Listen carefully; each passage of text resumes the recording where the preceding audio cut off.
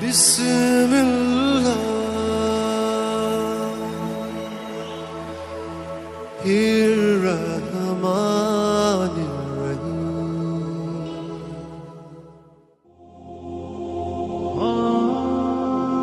السلام علیکم میرے محترم عزیز دوستو، یہ 1967 کا واقعہ ہے۔ میرا ایک دوست نذیر تھا، بہت ہی امانت دار مستری تھا۔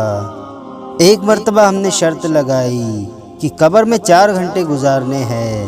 رات 12 بجے سے صبح 4 بجے تک نذیر مان گیا اور ایک قبر کھودی گئی۔ اس میں ہوا کے لیے 13 انچ کے سراغ والے پائپ لگائے۔ پھر نذیر رات 12 بجے اس میں لیٹ گیا اور ہم نے اوپر سے قبر بند کر دی۔ صبح 4 بجے تک ہم نے بڑی بے چینی سے انتظار کیا، اور صبح 4 بجے جب ہم نے قبر کھودی تو دیکھا کہ نذیر بے ہوش تھا، اور اس کا رنگ پہلے سرخ گولڈن سیب کی طرح تھا، اب بالکل کالا سیاہ ہو چکا ہے۔ ہم نے جلدی سے اس کو نکالا اور ایک طرف لے جا کر اس کے منہ میں پانی وغیرہ ڈالا۔ کچھ دیر بعد اس کو ہوش آ گیا، وہ بالکل بوکھلایا ہوا تھا۔ پھر ہم اس کو اس کے گھر چھوڑ آئے۔ اس کے گھر والوں نے اس کو پہچاننے سے انکار کر دیا۔ دوست وغیرہ کے بتانے پر گھر والے اسے پہچان گئے۔ 3-4 دن گزرنے کے بعد جب اس کی حالت سنبھلی تو ہم نے اس سے پوچھا کہ بتاؤ کہ قبر میں تمہارے ساتھ کیا ہوا؟ نذیر کہنے لگا، جب آپ لوگوں نے قبر بند کی تو میں اپنے ساتھ سگریٹ لے گیا تھا۔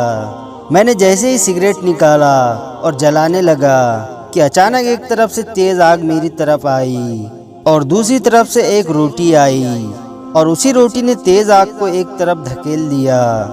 ابھی یہ واقعہ ختم بھی نہیں ہوا تھا کہ دوسری طرف سے ایک اور آگ آئی، اور اسی روٹی نے اس آگ کو بھی دھکیل کر ختم کر دیا۔ اس کے بعد میں بے ہوش ہو گیا، اور جب ہوش آیا تو آپ لوگوں کے پاس تھا۔ پھر اس نے بتایا کہ ایک مرتبہ میں نے کسی مسافر کو کھانا کھلایا تھا، اسی روٹی نے مجھے اس آگ سے بچا لیا۔ اس کے بعد نذیر صاحب اپنے آمدنی کا 70% سے بھی زیادہ اللہ کی راہ میں خرچ کر دیتا اور لوگوں کو کھانا کھلاتا۔